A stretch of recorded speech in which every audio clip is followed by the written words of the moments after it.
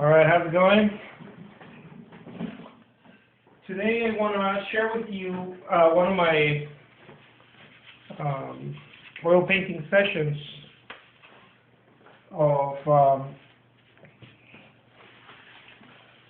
one of the paintings I like to do when I get the chance, and today's one of those days of woodland. So I'm going to use my palette knife today. Sorry about all the mess. I use my palette knife, and I hope you enjoy it. Here we go. By the way, this painting is on an 8 by 10 inches canvas board.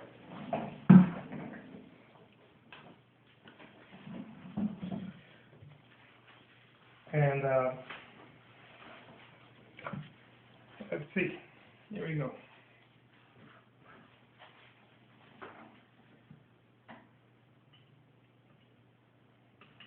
I'm going to try to use some bright colors.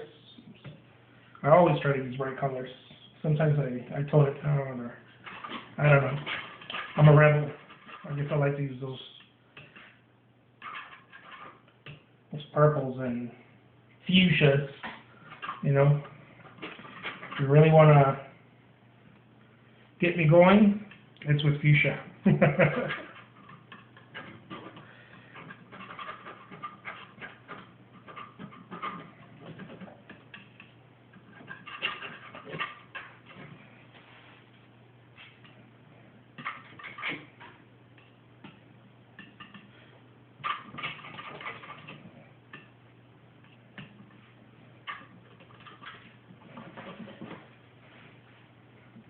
I recently went to an art exhibit where I saw some paintings by the French Impressionist and American Impressionist. I was blown away. Once again, I love watching those. I mean, who doesn't, right? It's the freedom, I think, that I really enjoy. I like those large pieces. They used to paint larger, a lot of them, I think. The 1800s, early 1900s, I guess. Also,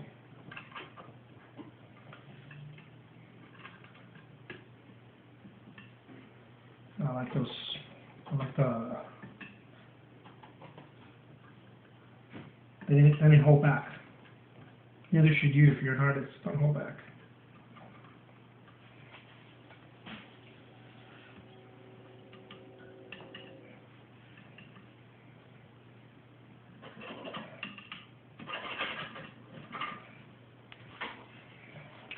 See what you're going for. It's the, well, I guess here what I'm going for. It's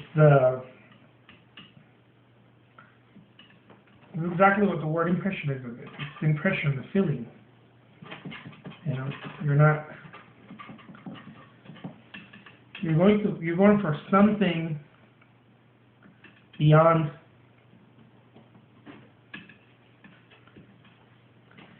what's there, what your eyes can see, what, you know, you're going for something beyond. You're searching a little deeper. You're as an impressionist painter, I think, or one that likes painting in that style. You know, you're going for something else. You're not going to express only what you can see, only what the limitation and of what is in front of you necessarily. And you know, you hear all this stuff. I don't know if you do, but I do. All this stuff, all this nonsense about, oh, if you paint abstract, it's because you can't paint realism, and all that BS, right?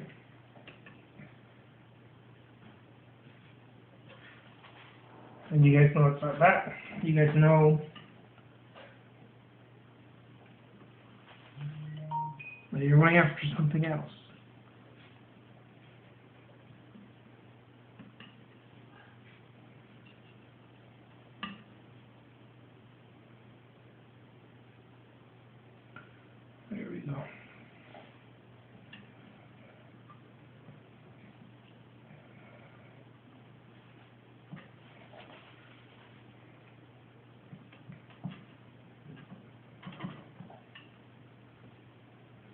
you're kind of, if you create Impressionist work, you're kind of in between realism and abstraction. You know, you're in that undefined place because you're not necessarily looking to define the artwork necessarily. You're looking, or the whatever's in front of you, you're looking to express what's in front of you, and yet maintaining a very mild level, sometimes more mild, sometimes more abstract, sometimes more realistic level of realism, quote unquote, you know. Some people are very good at making that distinction. I've seen some artists where you can tell that they were, and later I found out that, you know, some of them are illustrators. They went to school for illustration or something, and they can make that distinction more that realistic distinction more apparent. But it has nothing to do with that, so don't get discouraged. If you're not an illustrator, I'm not. But I've seen some illustrators, or people that wear illustrators paint some subjects, some impressionistic subjects fairly well.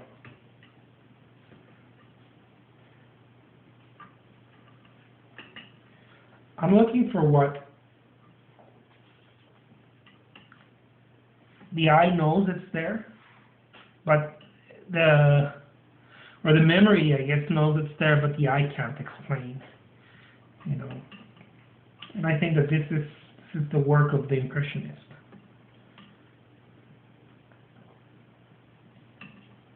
Of any painter, I think, whether you do realism or abstraction. Even if you do realism, even if you do hyperrealism, you're trying to put something beyond what is there. There's a bit of a philosophical aspect in there. It's always something more. You can't really, you know, some people call it the je ne sais quoi. Whatever it is, you're looking for something, and only you can put it in there. And the viewer, if the viewer is open enough, not restrained by ideas of what it's supposed to look like, but what it is that is there, not necessarily what it's supposed to look like, but you know, something. I'm not going to get tired of saying it. It's something deeper. It's always something deeper. It's always you're going inside the landscape. You're not just going horizontal, I guess, to put it in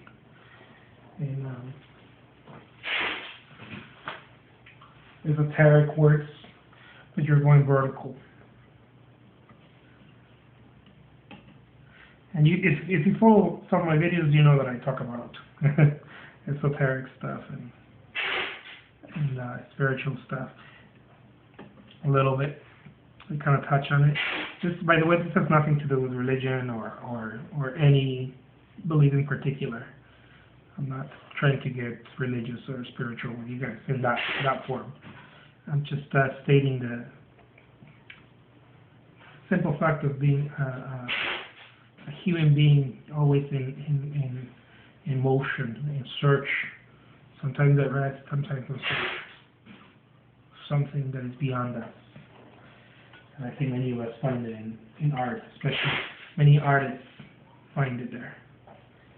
So, whatever, you know. It's just one opinion. Okay. I hope you like this. I love doing these pieces. I love when I go more, when I kind of rework them a little bit more. By the way, reworking something doesn't always make it better. Many times it does. Okay. Many times you're rediscovering an area. I like to do that with some pieces, not all of them. Just depends on what I'm going after. What I mean by reworking is what many of the Impressionists did, which many painters, not just Impressionists. You work on something and then you go back to it and you go back to it, and many times it doesn't have to be at this moment, kind of like a la prima, I guess. It doesn't have to be right here, right now. You can let it dry and then come back to it. With a palette knife, it's a little bit more trickier than with a brush, but it's not all in one take, I guess is what I'm trying to say. But you can rework it all in one take too, just like I did right here. And it's fairly fast. You don't have to stay there forever. You just gotta know what you're looking for. You know, it doesn't have to be something that, oh, let me measure here and then there and then I just got that right. It doesn't have to be that way. It can be very simple and still reworked, still busy, because you know what you're looking for. Metaphorically speaking, you don't really know what it looks like until it's finished. All right, there we go. Enough of my blabber. I hope you enjoyed it. Till next time.